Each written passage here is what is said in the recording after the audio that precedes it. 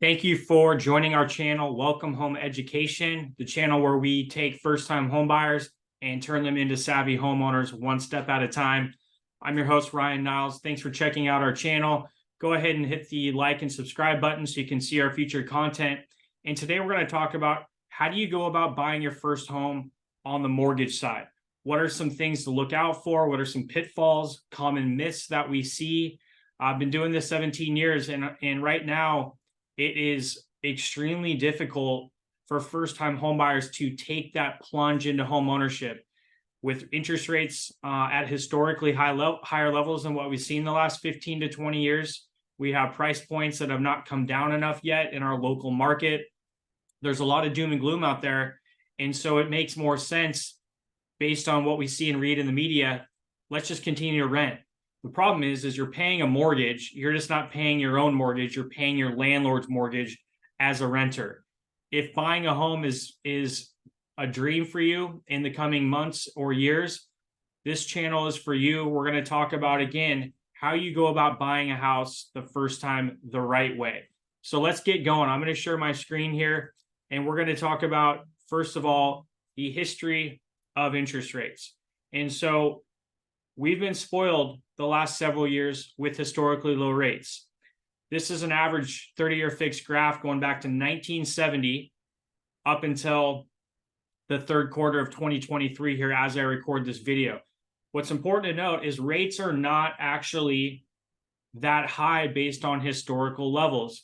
The problem is when you look into 2008 and 9, since the last Great Recession, where we had the last housing collapse, rates have been historically low since that point, and we've become desensitized to the fact that they're not normally this low. Well, in 2022, when the Fed started to increase the Fed funds rate, here we are, and you can see at the far right of the graph there, rates shot up, and now you're seeing rates, quoted with a 6 or a 7 in front of it, where we were used to seeing rates in the 2s, 3s, even low 4s the last several years. Well, let's go back and look at the past to predict the future. Historically, rates have been a lot higher. So we have to have perspective here as a first-time home buyer on, all right, does this make financial sense for me to look at buying right now? It's going to be indicative a lot of times on affordability. Can I afford the monthly payment? Well, based on where rates have gone up to, a lot of people right now are having a hard time making that decision. I was born in 1980. My mom bought her first house in 1981. And I'm from Bellingham up north. And she had an 18% mortgage on her first home. That's like buying a house on a credit card.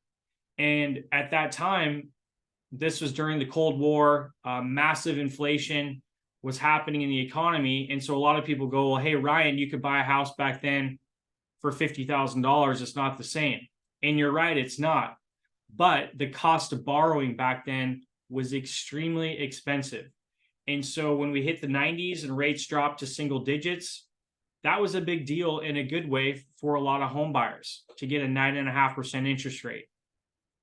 It just so happens we've been in this very low rate environment for so long now that, especially for us millennials, that we weren't even born, a lot of us, during the time where we had rates in double digits.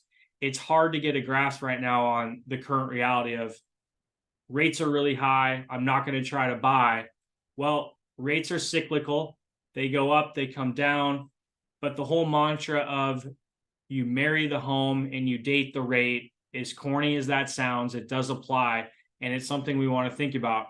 We want to be able to show you creative financing strategies on how you can actually get the rate down in this current climate through what we call temporary or permanent buy down strategies, and get your payment to a level that you're comfortable with, even in this higher rate environment. But just know it's all about getting in the house, building equity, stop losing money every month, just paying rent, which is basically buying time on a monthly basis. And that's why this channel exists. And that's why we teach homebuyer classes on a regular basis. And so right here, this is available for download. And there is a happier way to buy your first house. And let's talk about this. The average home buyer that buys their first home puts typically around 7% down. And, over a third of home buyers purchasing their first home carry student loan debt in excess of $30,000. Average typical household incomes around $86,000 a year. Average square foot of the home is about 1,640 square feet. And the median purchase price, again, this is nationally, is around $252,000. So those are some stats on a national level. And a lot of the important thing to note here is that you do not need 20% to put down to buy your first house. You do not need perfect credit. In fact, you can actually buy a home with zero down, and we'll discuss that today. And the challenges that first-time home buyers are facing right now are high rents, high prices, and high interest rates. So it's a lesser of two evils. Do I continue to pay rent where I'm exposed? And typically, rent increases 3 to 5% a year on average. It's not that your landlord's mean, it's just that they have to likely account for higher costs as well with utilities, insurance, and all that.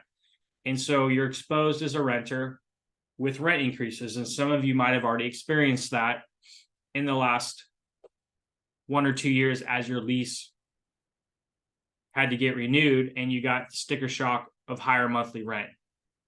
A lot of us have student loan debt, and we have other debts, consumer credit cards at the highest in history right now, over $1 trillion in credit card debt throughout the United States currently. It's a lot. And a lot of us just don't have money for a down payment. We're struggling to get by, to just cover our bills. A lot of us are running out of money before month. And so the thought of having the ability to save for a down payment is too daunting. It's not possible. Well, the good news is you don't need a down payment to buy a house. And the biggest obstacle may be uncertainty. And a lot of this has to do with what you're hearing from friends, from family, from coworkers, what you're reading online, and you don't even want to try to buy a house because it's just too daunting. I'm not going to qualify for a mortgage. Why would I even try? And so education's the key. Just like anything in life, the more you get comfortable, the more you know about something and you get the facts, the more comfortable and empowered you are to make a decision on whether or not you want to do something. Whether you buy in a month, a year, or 2 years, it doesn't matter to me personally, but what does matter and why this channel again exists is to get you on the right roadmap to buying.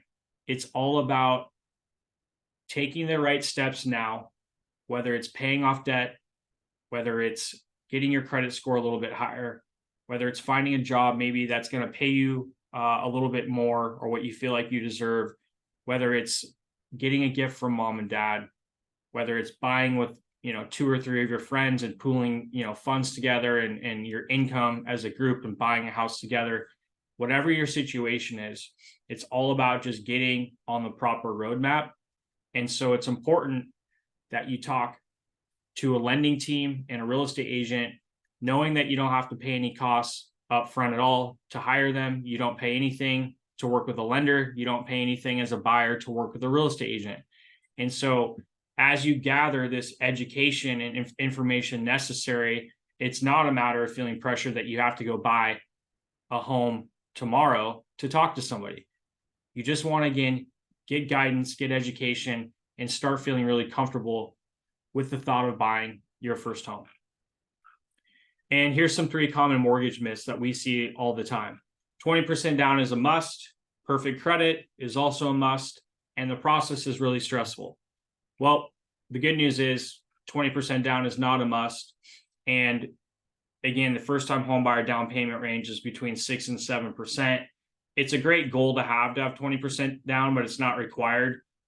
A lot of us have heard the term mortgage insurance before, and if you have to pay it, because if you don't put 20% down, you have to pay this PMI or mortgage insurance monthly cost. Well, it's at the cheapest it's ever been in history right now currently. And so it's not a requirement.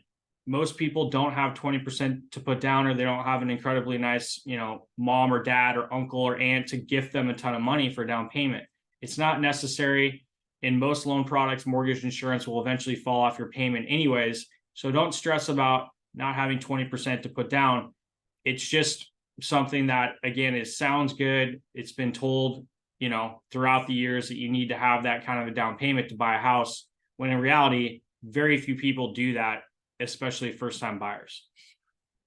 There's a lot of low to no money down programs available, whether it's VA if you're a veteran and have served, FHA, small minimum down payment of 3.5%.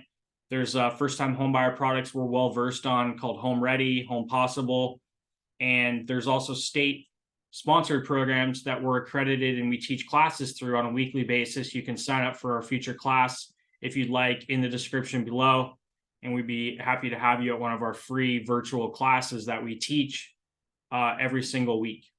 And a lot of those programs in Washington State that are available, and there's other programs in other states as well if you're interested.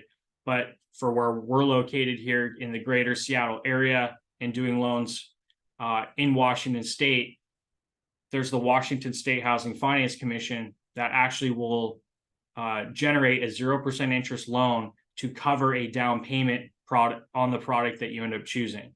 And that's a really cool program. And we can talk more about that if you're interested. But the whole point is you don't need a down payment. There's so many options available for you that even if you make really good money and don't have much money saved, that's okay. We can take advantage of some of these products out there that are available. And there's also things like USDA as well. If you're going to buy in a rural area, that's 0% down as well. Lots of options. I'm not going to get into the weeds too much with these products here, but just know that they do exist.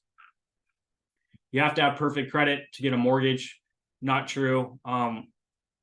Happy to talk about credit and all that stuff as well. The good news is that the average, first-time homebuyer has around a 680 FICO score. And so the model goes from 300 all the way up to 850. And again, I'll show you kind of a little bit how that works later on. But credit is just one component of the ability to get qualified. You do not need to have pristine credit to get a loan. You can even have as low as a 580 credit score in this environment and get financing, which is crazy to think about. So low down payment to no down payment, low to mid score credit, totally fine. You do not need, again, 20% to put down. You do not need pristine credit. And, getting a mortgage is super stressful. It's all about who you interact with and talk to help navigate and guide you through this process. And so it's important that you work with a local lending team that's going to be able to help you and hold your hand as a first-time homebuyer. And that's what we're here for, is to guide you through this process. So what's holding you back from home ownership? And there's 6 barriers that we typically see that stop a first-time homebuyer from making that plunge into home ownership. And we're going to start, from the top left here. And so these are the 6 barriers. Some of these may resonate with you. Some of these may not be as important to you, but I'd wage to say that a majority of these barriers probably are tugging at the heartstrings a little bit in terms of yeah, that's my current situation. And so affording a down payment is a huge obstacle and barrier for most of us. Well, I just mentioned here earlier that you don't even need a down payment to buy a house. Does it help to have some money to help for closing costs and all that, and to have money for a rainy day fund? Absolutely. In fact, we recommend it. It's good. It's nice to have a buffer. You should always have whatever your expenses are on a monthly basis, at least have 3 months of that set aside if you can, in some kind of liquid format, checking, savings, all that. But the fact that you think you might have to take on the daunting task of saving over the course of a year, 2 years, 5 years for this large down payment, while you watch prices continue to go up over time, it's not necessary. And so let's dispel that myth right now. The affordability aspect of buying a house, there's a lot of components to it. The down payment is a big one. You do not need a down payment at all. And again, in a pre-purchase consultation, these are things that we'll always want to be able to talk to you about and show you what's available that fits your specific situation based on your goals, short and long-term financial goals that you have, your income situation, where do you want to buy, the needs and wants of your family and the home you want to live in, all of that gets very customized and catered for you. And so that part we can get around. The second one is it's too hard to get a mortgage, so I'm not going to try. Well, I will say it's annoying to get a mortgage, but it's not actually difficult to get your loan approved. Because again, you don't need great credit. You don't need a down payment. You just need to be able to document the experience in terms of pay stubs, W-2s, tax returns, driver's licenses. That's where it's annoying in terms of the amount of paperwork you have to provide for loan approval. That's annoying, but it's not actually hard. So we want to be able to separate the difference between what we consider annoying as a process versus difficult to actually obtain a loan approval. Just like going to the DMV, it's not super exciting, but we can make this process a lot more efficient than you might think it would be. We can actually make it enjoyable for you. But again, it starts with the education and knowing what you're getting into, the pros and cons of your decisions. And just know that if you're thinking that the process is going to be too daunting, well, thousands of home buyers are purchasing on a daily basis, and they're all going through this process. Not everyone pays cash for a home. So most of us need to acquire mortgage financing to buy our first house. And so it's all about just having the right attitude and expecting to collect a lot of documentation. And then once you do that, it's really not a bad process at all. So don't think it's too hard to get a mortgage. Just know that the process itself is going to be fairly time consuming up front in terms of the gathering of all the documentation that we need to get it to the underwriter for approval. Third one is debt and credit concerns. Maybe debt and credit's a barrier to home ownership for you. Student loan debt, credit cards, car payments or car leases, all of this consumer debt that you have to pay on a monthly basis gets factored into your debt to income ratios, which hinder your ability to qualify for certain price points. So there's a formula that we run as lenders that will be able to tell you and spit out a monthly payment that you can afford in the eyes of the lender, the bank, on a monthly basis, as it accounts for principal, interest, taxes, and insurance on the property. Okay. And so maybe we need to stop the process and pay down some debt or clean up some credit scores first before we tackle home ownership. And if that's the case, that's completely fine. That's something we'll go with you and walk your hand through that journey. Not enough homes for sale. Huge problem right now. This has been over the last several years. Inventory has been very tight. I'll show you some stuff in a little bit on that being the case. But that's something you and I can't control. It's a matter of supply and demand. And right now, a lot of people are not wanting to sell their houses in 2023 because they have 3% mortgages on their current house, and they don't want to sell that house and buy a new house and take a mortgage at 7%, for example. So there's actual housing gridlock right now, where a lot of the inventory that's being purchased is new construction, where the builders are incentivizing buyers to buy new construction through concessions and buying the interest rate down and all that. But for a lot of people that currently own property, the thought of selling and getting rid of this historically low rate that they have tied to that house to then take a new rate on their new loan on the new property they buy, it doesn't make sense for them. So if you're wondering why is there not much inventory currently, a lot of it has to do with that. Sellers have no incentive to sell their house right now.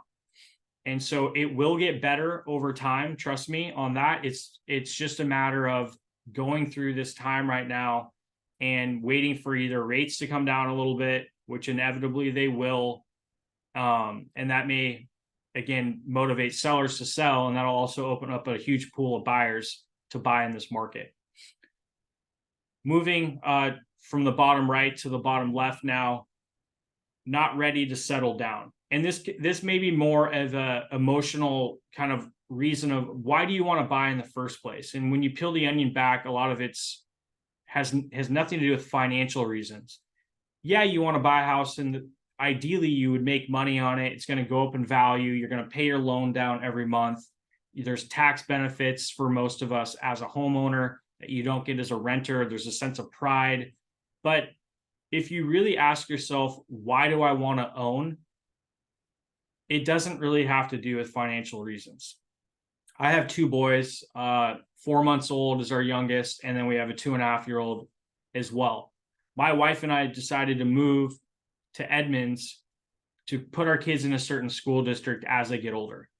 That my family's my why. That's why I educate clients. That's why I'm in the mortgage space. It's why I work hard to try to help as many people as I can, because I want to be able to provide for my family, which means everything to me. And maybe that resonates with you as well. Maybe no one in your family has ever bought a house before, and you'd be your first generation homeowner out of your entire family history that you know of. They've always rented, and you want to break that cycle. That's awesome. Maybe you recently got divorced and you want to start fresh and own something and kind of heal in a new space. That may be your situation. Or you've outgrown your place and your kids are driving you nuts because there's not enough space, and you want to buy a house and have 4 bedrooms as opposed to 3. Or you want to put your kids in a certain school district. Or you love the sense of pride and just know the feeling of what that would feel like to own your first house. And you're tired of the rental trap. You're tired of, again, paying your landlord's mortgage every month and being kind of vulnerable every 12 months as your lease becomes due to have to renew. And you're like, what's my rent going to be now? It's uneasy. And if you can put a stick in the ground and lock yourself in on a 30-year fixed loan, your payment really doesn't ever change outside of your property taxes going up or down as your value of your home goes up or down. The payment really doesn't alter much. And yes, you can always refinance when rates drop after you've moved in. And so that's a huge, huge sigh of relief for a lot of us too. And so if you're trying to figure out, well, whether you're a bachelor or you're just, not ready to settle down, well, you're watching this video and this class because you innately believe in your heart it makes sense to own. And so ask yourself why. Why do I want to own a home? And when you get that answer, you could say, I want to own a home because I want my kids to be in a certain school district, using that example. All right, well, why is your kids going to a certain school important to you? That's the second why. It's like, well, I'm really concerned what's going on in the world right now. I want my kids to be in a safe environment, so therefore I want them to go to a certain school. Well, why is it important for your kids to be in a safe environment? And that's your third why. And when you really get down to it, it's, well, my kids are everything, and without them, I couldn't survive. And I didn't have that upbringing, so I want to give my kids this upbringing.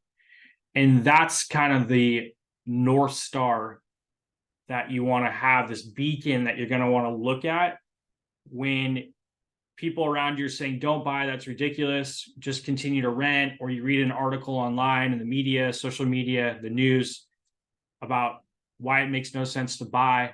You have to have that conviction of the why. Why do you want to own? And when you have that and you feel it, and it's a part of like the essence of who you are, nothing else should deviate you from that goal. And stick to that why, because that's what matters. Yes, it's great to make money on the sale of your home, and I'm optimistic that you will, but that's not really the motivation why most of us want to pursue homeownership. It has to do with something a little bit more meaningful, with more substance, and it has to do a lot of like how we look at the world we live in and what our values are. And so I'd really encourage you to do that exercise. Why do I want to own? And then after you've initially answered that, go deeper and ask that why question 2 more times. And I think there you'll get to the true essence again of why owning makes sense for you. Lastly, job security. Unemployment's at historical lows right now. And so for a lot of us, we feel comfortable with our jobs because, on a national level, we're not laying off on a high percentage compared to years past. Again, this is historically low. That can always change, right? But you got to ask yourself, okay, how do I feel in my current job situation? Do I like my manager? Do I like my boss? Are you working for yourself as a self-employed borrower? Are you going back to school? Are you leaving school? Whatever that is, do you want to get into an entirely different industry? Job security is an important one because you obviously need to be able to feel comfortable you can make the mortgage you're about to take on. And so really think about where you're at in your career, your job. Do you have a special trade or skill that will translate regardless of if you work for a certain employer and they lay you off? You're like, I know I can find work because I'm in high demand based on what I'm really skilled and good at. Then that's great. You're going to have pretty much job security, whether we're in a recession or not and all that. And so I hope that makes sense. Kind of look at these 6 barriers of homeownership. Think about if these resonate with you. And again, these mortgage myths that I mentioned earlier, you need 20% down and you need perfect credit. Well, going to number 2 here on the credit scale, the model goes from 300 to 850. We use the 3 bureaus, Equifax, Experian, and TransUnion. And you can see that over half of home buyers had FICO scores between a 600 and a 749. 33% of all homeowners that bought their first home had a FICO score in the 750 to 799 range, which is great because that's like A-tier credit, which means you're going to get the best interest rates on the market. But that's not where most people are. Again, half of buyers kind of have that 600 to 749 range. So just know that you can have credit issues in the past, late payments, even a bankruptcy years ago, liens, judgments, all that. And that doesn't mean you can't get approved for a mortgage. So if you have any questions on credit, our team can pull a free copy of a credit report for you and walk you through your credit report in detail and make sure that you understand your scores, and we can advise you on how to get your scores higher if need be. This is the Washington State Housing Finance Commission, and we teach classes through this website on a weekly basis. If you want to check this out, it's wshfc.org.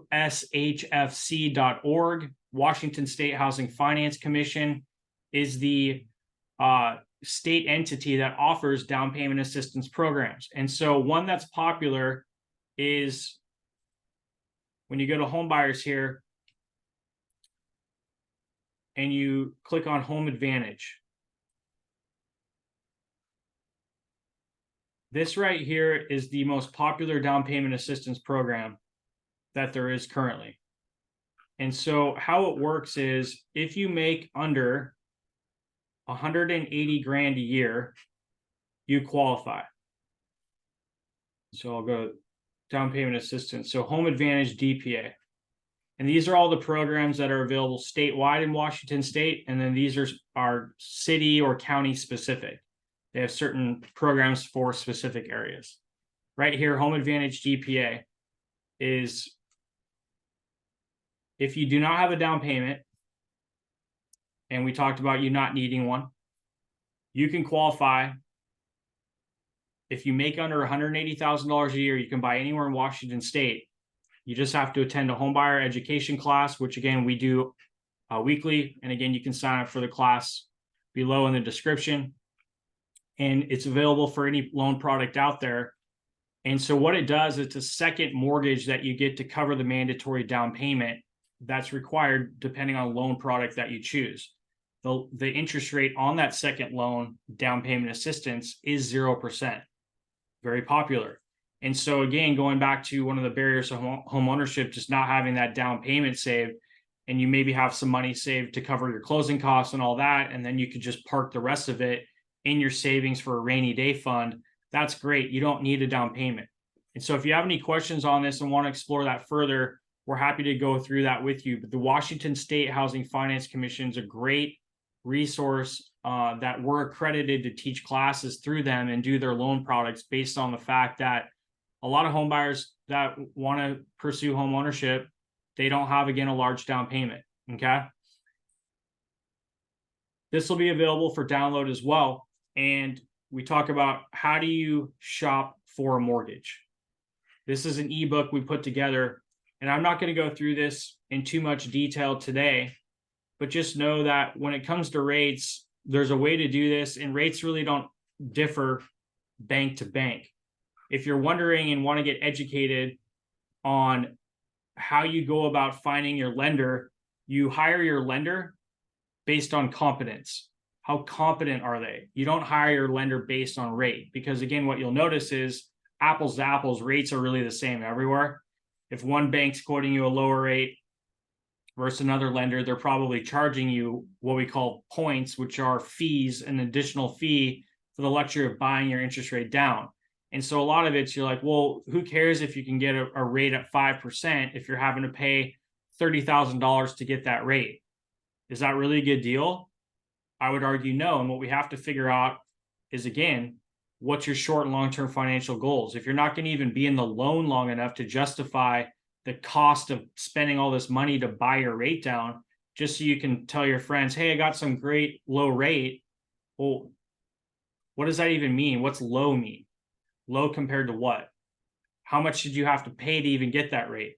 Rates are a very complicated topic. And so if you want to get educated on how it works and how to kind of shop for a mortgage the right way and do it the right way, go ahead and download this ebook and read it. It's a really good resource. We're really proud of it. We put it together. And so hopefully you can get value from that as well.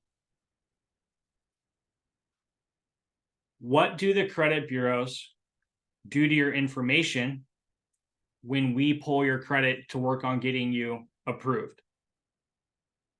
I'm talking about Experian, Equifax, and TransUnion. And these bureaus make billions of dollars a year doing this.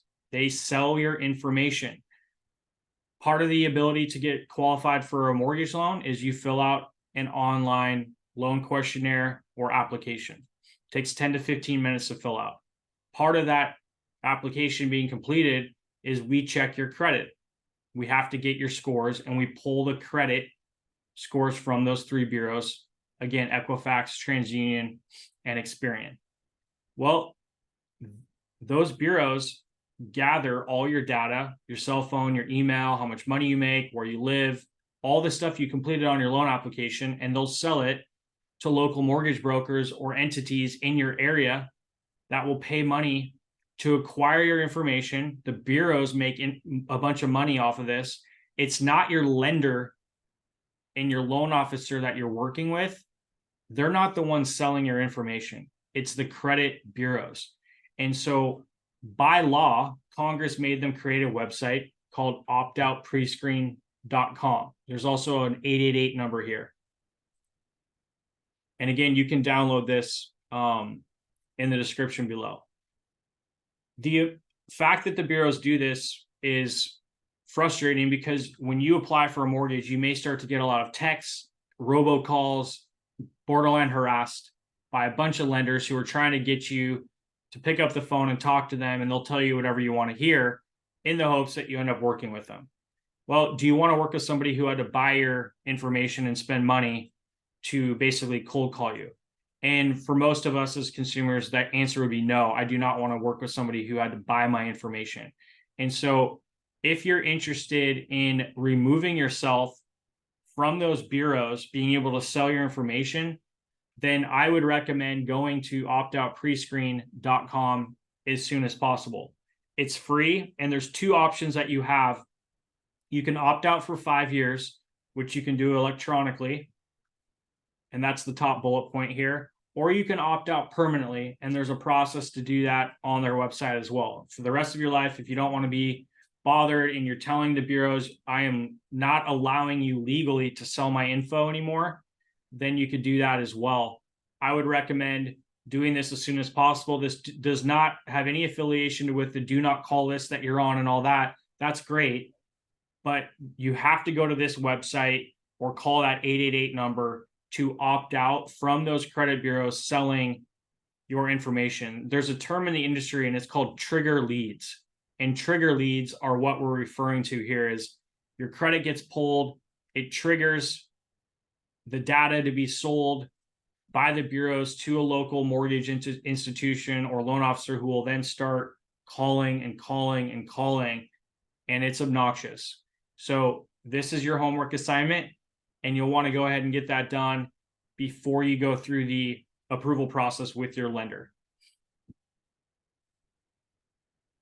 How do you go about being the best buyer in this market? We actually have what we call the bulletproof buyer strategy. And it's going to be how to massively increase the odds of your offer being accepted so you can buy your first home.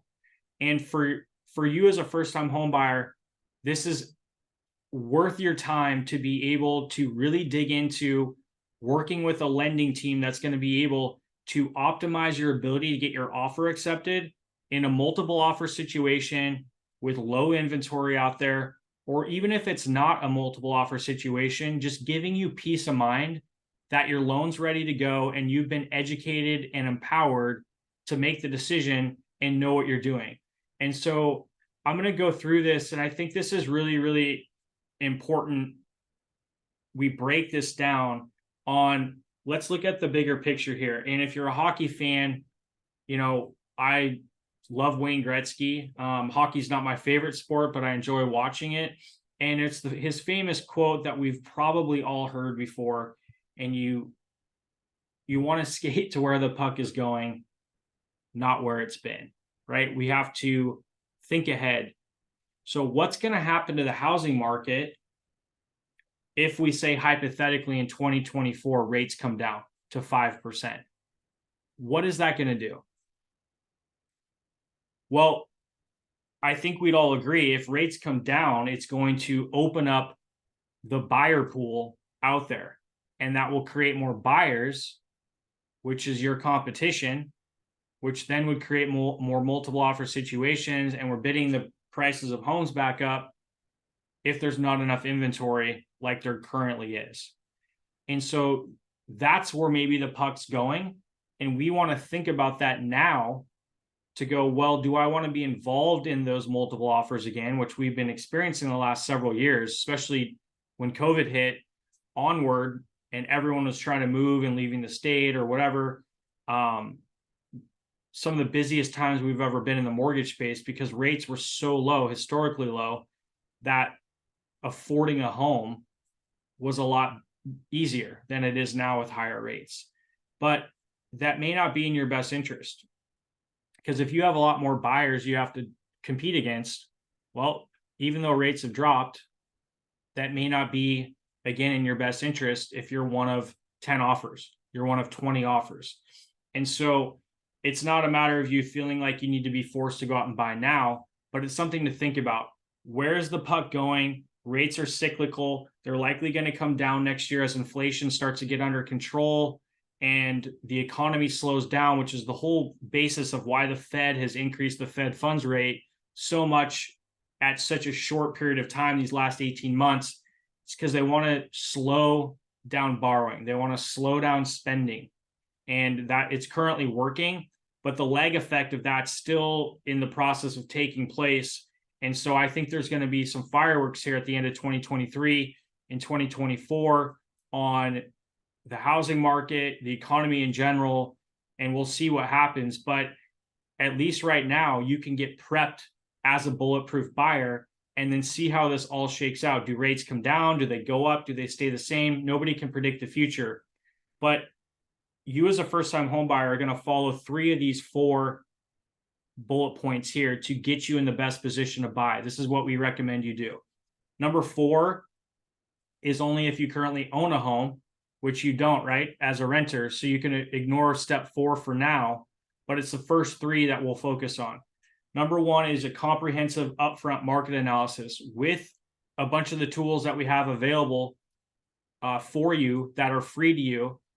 We use software through Mortgage Coach and create what's called total cost analysis reports. It's going to show you the cost of waiting, what you're renting at currently, and what the mortgage payments would look like. Through the software we have, we'll break it down in a video presentation and educate you on, all right, here's what the true payments look like. Here's how much money you'll make over time based on these assumptions. And then we have, again, the cost of waiting to say, all right, if you waited 6 months, a year, 2 years, or 5 years to buy a house, how much will that cost you if you continue to rent? And it's a matter of, again, not going off of a feeling. I don't feel like it makes sense to buy right now. Let's back that up with data, with actual numbers, so that you can have a plan in place to say maybe you will end up realizing, I don't think it makes sense for me to buy right now. If that's the case and you've gotten the information you need, then that's great. You may end up seeing, well, I thought it didn't make sense, but based on these numbers, this is life-changing money we're talking about, and I can make this work. I'm approved. I can afford the payment. I'm going to be in the house for 5 years or longer. As an example, I will do more than fine. It makes no sense for me to continue to rent. I feel good about buying.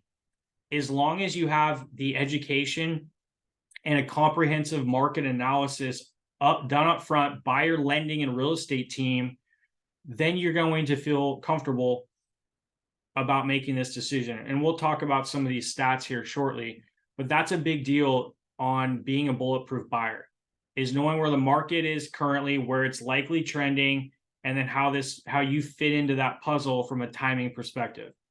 We'll talk about the appraisal gap strategy. Well, right now in this strange market we're in, you need to have a contingency plan in place. Well, what if the appraisal came in lower than the purchase price of the house I want to buy? What does that do to my financing? Do I have to bring in the difference?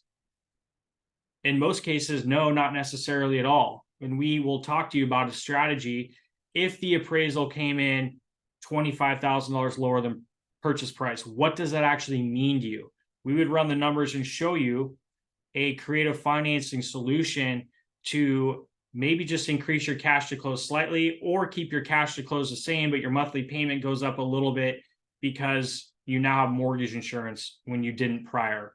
Or maybe we have the seller buy out your mortgage insurance because the appraisal came in low.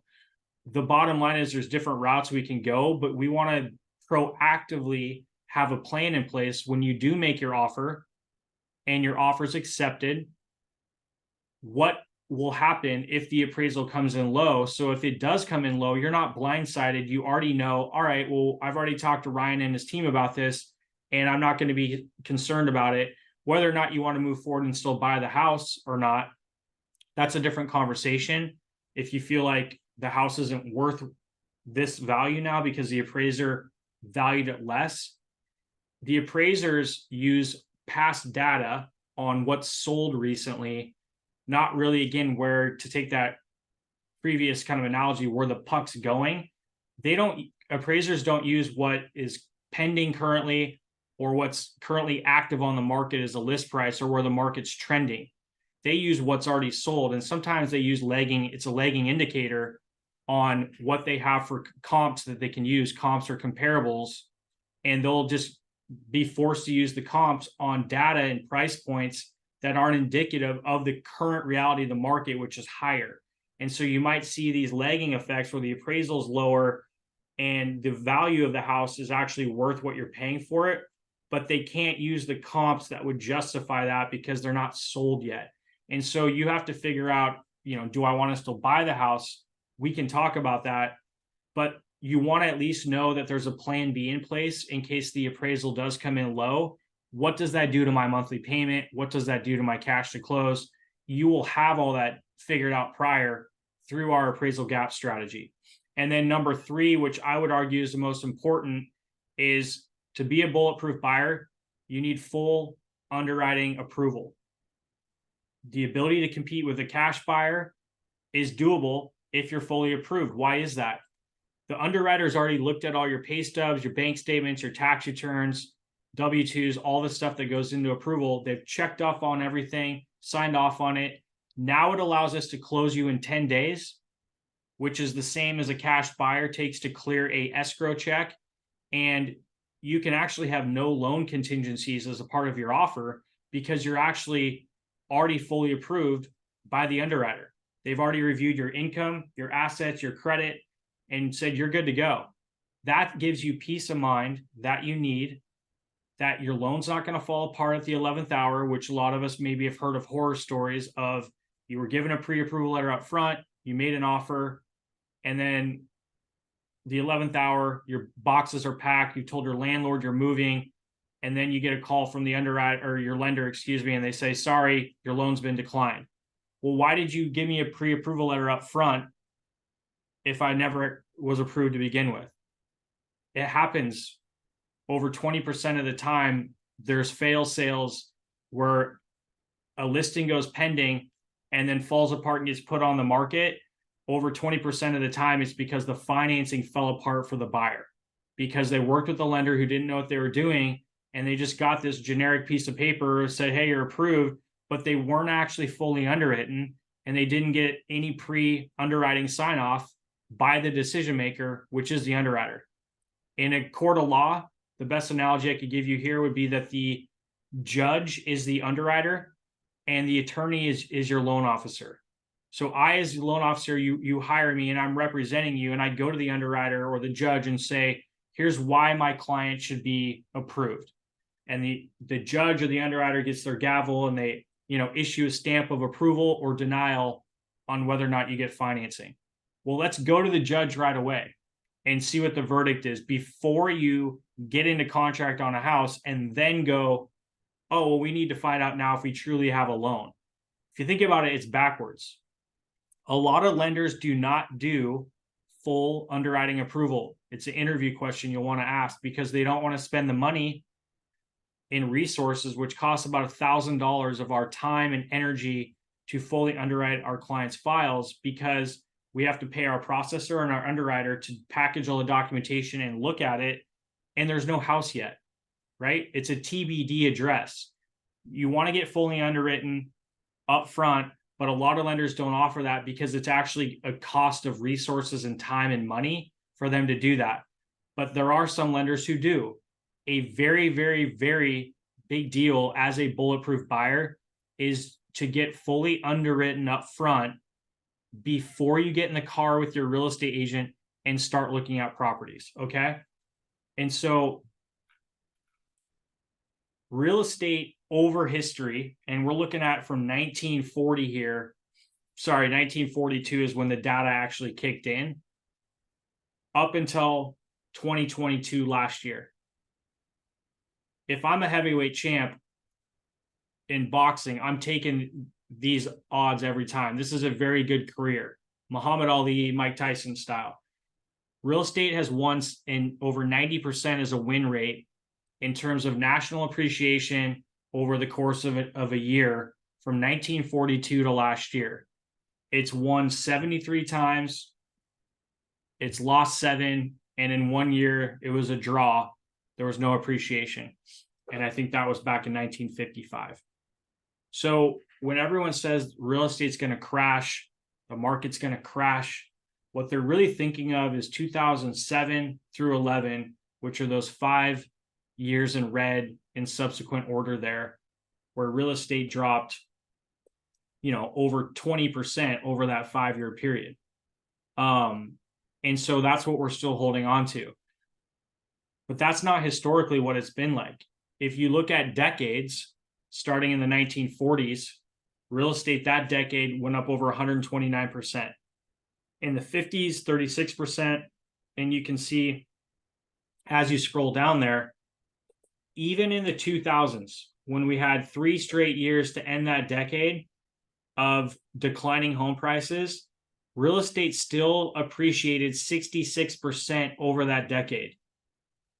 You got to look at stuff not in years, but in how long are you going to keep the house? The average first-time home buyer is in their house over 5 years. And so if you bought at the worst time in 2007 and tried to sell in 2011, then yeah, you would lose money on that investment. But that would be really bad luck, because again, if you look at the past to predict the future, real estate has a very good track record of going up over time. And so it's important that you know that, where you might buy and then the year after prices drop. But again, it's about keeping your home. You're not speculating. It's a home you're going to buy to live in. You're going to keep it long enough that you're still going to have a good win rate. And I would argue you're going to have a really good appreciation in that home when you go to sell it, when you're ready to do so. And so I think this is a kind of a shocking graph to look at, or chart, excuse me, because a lot of us don't know that real estate's done this well historically over the course of several years now. And this is coming from the Case-Shiller Index. And so this is where this chart came from. This cycle as well is nothing like the last. When I'm mentioning the last housing cycle there, I'm mentioning 2007, 8, 9, 10, 11. I was in the business during that time. It's when all the banks went out of business. We had to, Lehman Brothers, Countrywide Home Loans, Washington Mutual, a bank in our own backyard that went out of business. That's the last housing cycle. So and now we'll compare it to this current housing cycle and how they're nothing at all related. The key variables, let's look at job cuts. Well, in the last housing cycle, the unemployment rate was 10%. Right now, the unemployment rate is at historically low levels at 3.6%. I think it just went up last week to 3.8%, still historically very low. The total jobs, according to the household survey, the last housing cycle, there were 138 million jobs. Currently, there's 158 million jobs, so 20 million more jobs currently available. Nothing like the last housing cycle. Subprime loans, very prevalent back then. They were called liar's loans, or anyone with a FICO score below a 580 could still get a loan. Bankruptcy yesterday, loan today. That's not the case at all currently. The subprime market's gone. It's been gone for years. So you still have to document and prove you can pay the loan back in today's current housing cycle, where back then it was stated income. You could lie about your income. You didn't have to supply documentation. You could have bad credit and you'd still get a loan. Totally apples to oranges on the products that are available now versus the products that were available back then. Look at the 5-year cumulative new home construction. There was over 7.5 million housing starts created in the last housing cycle. A massive boom of new construction and building. Well, currently we have 40% less than that at about 4.6 million. That's why we have inventory issues right now. There's not enough new homes being built to soak up all the demand. The mortgage inventory on market, 4 million homes for sale. Now there's 770,000 nationally. That's 80% less than the last housing cycle. Again, the amount of inventory on the market back then, there were homes available for sale everywhere. And that's why prices dropped a lot, because there was just way too much supply and not enough demand. That's not the case currently at all. It's in fact the opposite. Too much demand, not enough supply. Mortgage delinquencies in the last housing cycle were over 10%. Right now, historically low at 2.6%. Nobody wants to be delinquent on their mortgage and get foreclosed upon with how much equity they have in their house, which is a lot. The equity means the difference of what your house is worth today versus the loan that you owe on it. That difference is equity. People right now have historically high equity in their houses because of what real estate's done, in the last several years. It's gone up rather aggressively. And with rates this cheap, back then when people got their house and everyone bought, it just, again, soared prices higher. And then lastly, homes in foreclosure. Last housing cycle, over 4.5% of all homes were in foreclosure. Right now, it's not even 0.5%. Okay, this cycle is nothing like the last. This is important as you think about your journey into homeownership. Housing inventory is extremely tight. Let's take a look at Redfin here in terms of all active listings in Redfin metros nationally in the duration of June 26th of 2023 this year through July 23rd, so a month. And what this means, and then it's taking the housing that was available in terms of active listings nationally via Redfin in all Redfin metro markets throughout the United States. Let's look at the red graph here is 2020. There was the most listings available then. 2021 in orange, 2022 in black, and then we have 2023 in blue right here, the year we're in. It's the lowest active listings it's currently in the last 4 years. And I show you that because this coincides and jives with the lack of inventory that I keep echoing here that we're having, is the fact that there's just not enough active listings currently, even compared to the last 4 years, which we had tight inventory to begin with. So year over year, we're almost at a 17% decline in active listings currently. And this is home prices, the median sales price in all Redfin metros. Again, same thing over the last 4 years in that month span of June 23rd through July 23rd, taking that snapshot over a monthly basis. 2020, 2021, 2022, and 2023. Well, the trend right now currently is that the median sales price has been going up, not down, but up. Last year in black in 2022, you saw prices start to come down during the summer months, which was the peak of what they consider the peak of the market currently. And prices dropped to end last year in black in 2022. And then starting in 2023, prices slowly have crept up again to try to recover the gains they lost towards the second half of last year. A lot of people think prices are dropping a lot currently in markets, where in reality, on a national level, currently, it's not dropping, it's actually going up a little bit. Home prices turning higher and hitting all-time highs. These are the 5 different indexes you might have heard of before. You've heard of Case-Shiller, perhaps, FHFA, CoreLogic, Black Knight, and Zillow. These are data aggregators for real estate, and they pump out projections and stats that we use in the industry on, all right,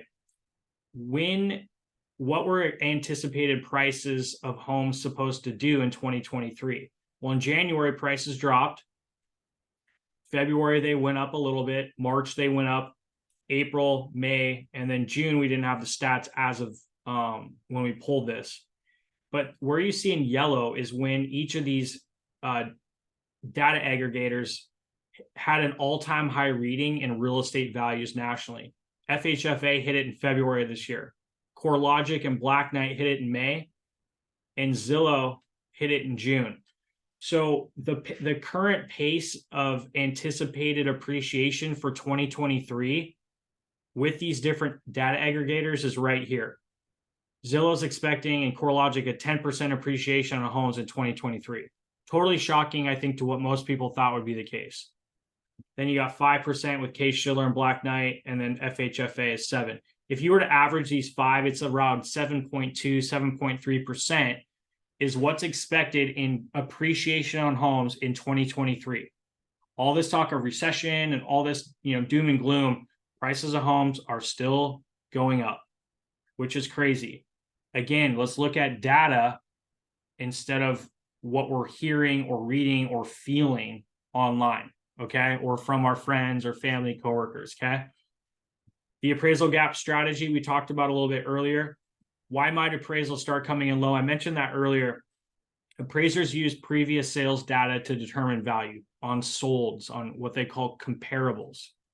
And appreciation sometimes can happen so fast that you can't rely on historical data because you're chasing kind of a falling knife in terms of like comps that are being used don't match up with the fact that the prices are either declining or in this case they're escalating higher, so that the appraisals are coming in lower because again the comps being used are solds and the current market is appreciating higher. So again, it's a lag effect.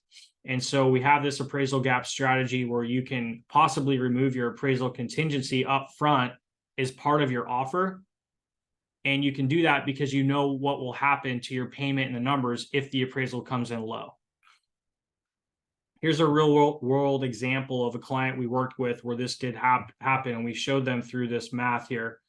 Option 1, they bought an $800,000 house. They were putting 20% down.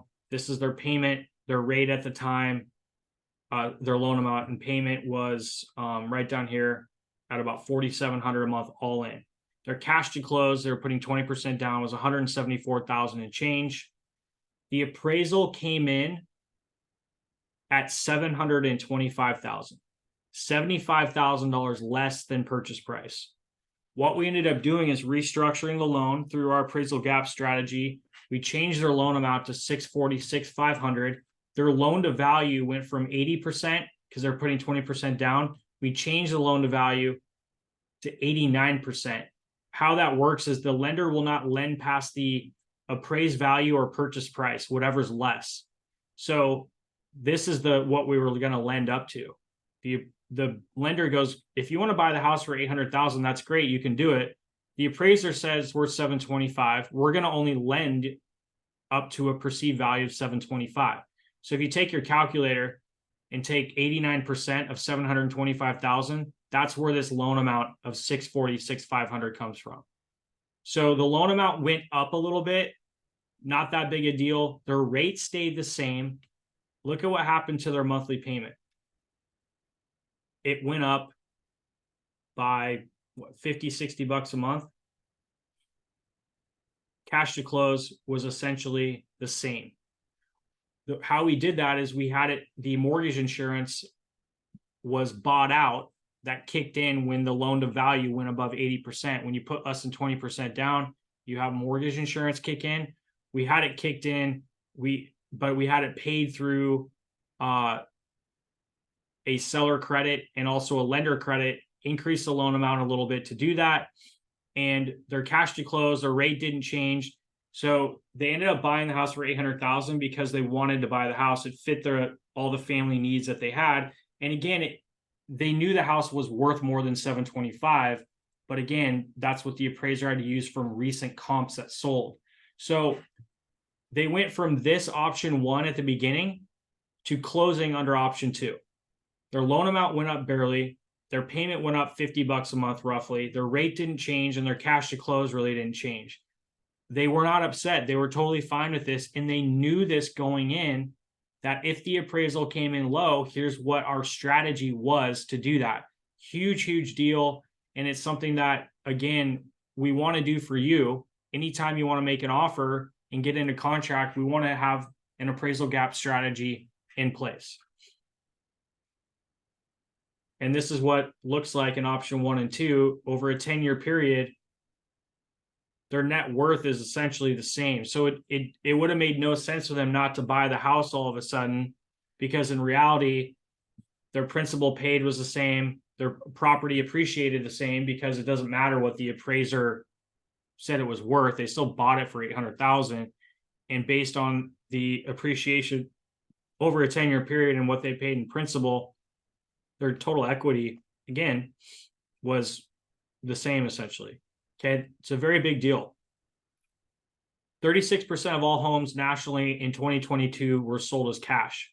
So going back to the bulletproof buyer strategy of being fully underwritten is bullet point 3 and step 3 there. How can financed buyers compete in this market with cash? Well, it's through complete pre-underwriting. And once you're fully approved, all we need to do once you're in contract is order the appraisal and set up title and escrow. That's it. And you can close. And that's why you can close so quickly in 10 days, because you've already done all the heavy lifting up front, which is getting your loan approved. It's already was approved prior. Fully underwritten is the key. So what we look at for requirements to do this is, are you actively thinking you're going to make an offer in the next 60 days? If you're not, that's fine. We'll just wait to fully underwrite you until you're kind of within 2 months of when you think you'll want to start making offers, because otherwise the documentation will expire and you're just going to have to resupply all that later on. So that's why we have that 60-day window where if you're not going to buy for 6 months, you can still get approved and all that and get prepped for bulletproof buyer strategy, but you don't want to get fully underwritten until you are in that 60-day window of when you think you'll start making offers. Because again, it's just a waste of your time as well to have to resupply updated documentation that expires if you wait too long. Second checkpoint, are you ready to provide all documentation in full for underwriting approval? So you have to be mentally ready to do that and supply all that stuff so you can get full underwriting approval. And then we ask, are we the right lending team for you? Because of the fact, again, we're spending about $1,000 in costs for me to pay my processor and underwriter to pre-underwrite your file in full. It costs time, energy, and resources to do that as a value add to you. We just ask that you feel comfortable that we're the lending team for you so that we can see this through and close your loan. Okay. Bridge loans are for if you need to sell a current house and move in to buy a new house. That's not the case here. And so we'll skip that. And then the waiting to buy, this is part of the software we provide you to look at, all right, what would waiting to buy a place cost you as opposed to continuing to rent? And so we did this example for a client buying in summer of 2023. If they waited 6 months to buy, what would that cost them? And this is how it works. It would cost them $3,500 in amortization loss. So MAORT means amortization. That's basically paying down the principal of the loan. You would have paid down $3,500 in principal over a 6-month period in this example that we did for this client. So the fact that you didn't buy and you waited means you've lost that, because what do you get as a renter? You're not building equity. You don't get any appreciation. You're not sharing in the value of the home with the landlord. You're just buying time, right? So if you wait to buy, we have to really break it down from a math standpoint. What's it truly costing you? Well, APPR lost is appreciation loss. So you have the lost amortization from you paying your loan balance down to zero over, say, a 30-year period. And then you have the lost appreciation on the home going up in value, this asset that you now own that you do not own as a renter. So that costs this couple $13,000 in the first 6 months by waiting. Over a year, $18,000. And this is based on projections, right? And these were conservative projections. 2 years cost $58,000, and over a 3-year period, it costs over $100,000 waiting to buy. And again, we say this because we want to show you, all right, based on conservative numbers that we would collectively talk about and go, all right, if we think the house is going to appreciate 5% this year, let's break that down on a monthly basis. And that's what you're looking at here. It's not some pie in the sky expected returns. It's very historically normal, common appreciation percentages. And I showed you the chart earlier of how many years real estate goes up versus goes down over a 1, 3, 5-year period. You can see that you can start to really lose money by not owning and continuing to rent. And so, in closing here, we'll talk about these guys that are, in charge of the monetary system with Fed chairman going back to the late 70s, early 80s. Some of you may know who Arthur Burns was and Paul Volcker. They had to deal with massively high inflation in the late 70s, early 80s. That graph at the beginning, when I showed you interest rates in the early 80s were like 18%. That's because inflation was extremely high back then. So back then, inflation went from 7% up to 14%. What happened is that mortgage rates follow inflation.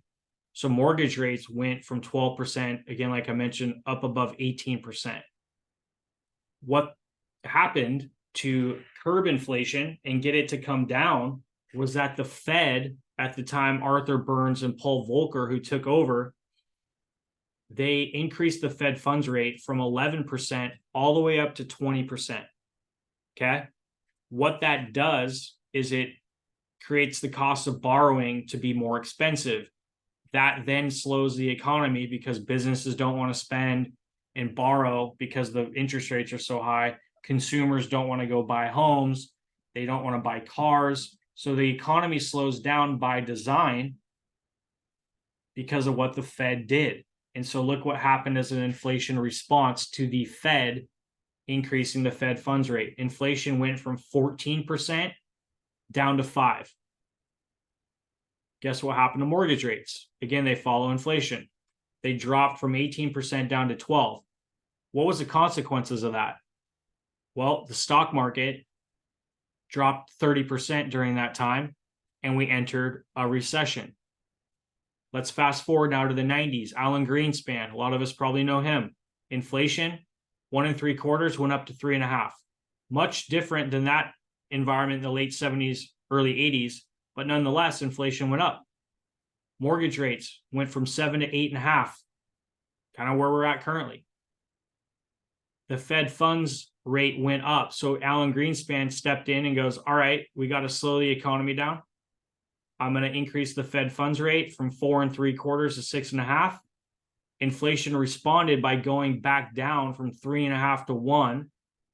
mortgage rates followed by dropping from 8.5 to 5.5.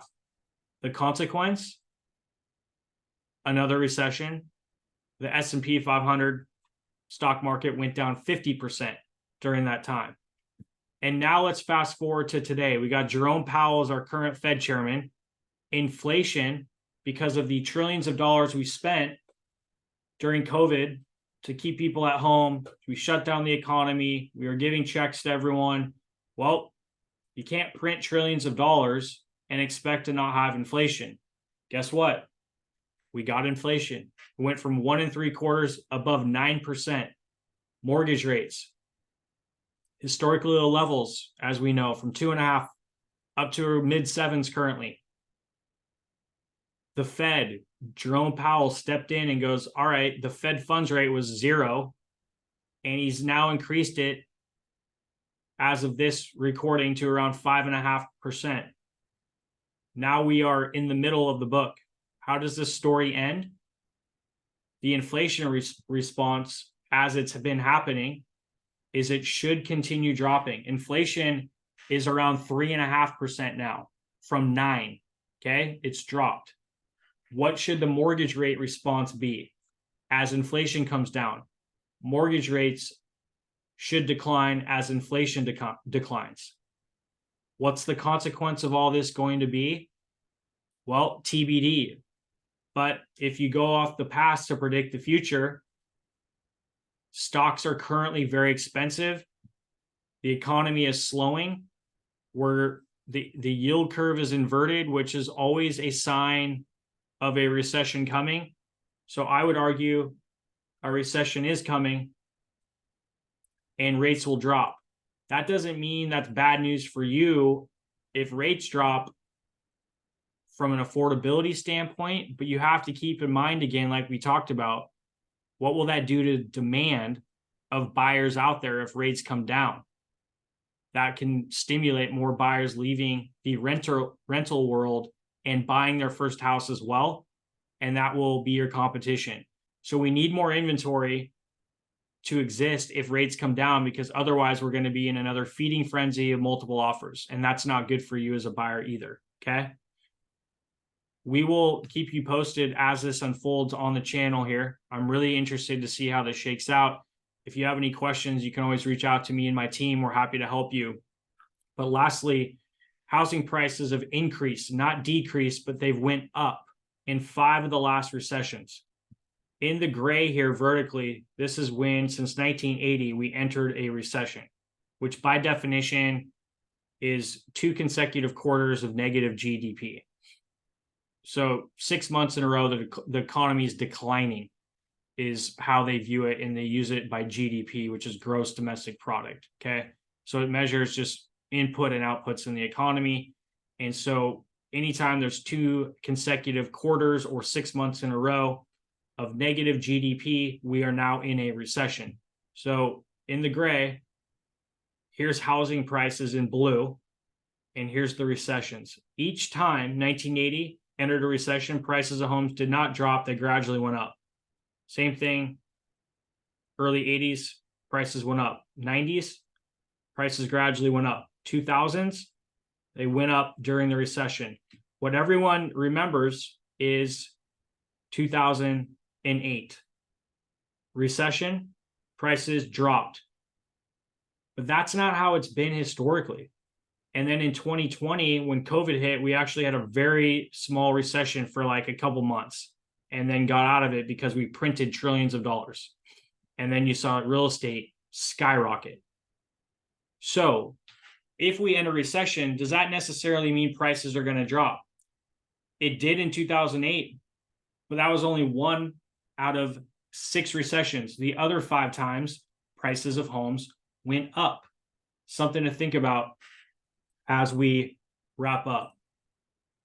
So in closing, thanks again for watching. I hope you found value in this. We are at Welcome Home Education going to be pouring content on the channel on a regular basis. If you want to contact my team and I, we're happy to help with anything you need in terms of implementing that bulletproof buyer strategy. You can see the board behind me. So sorry, we'll go this way.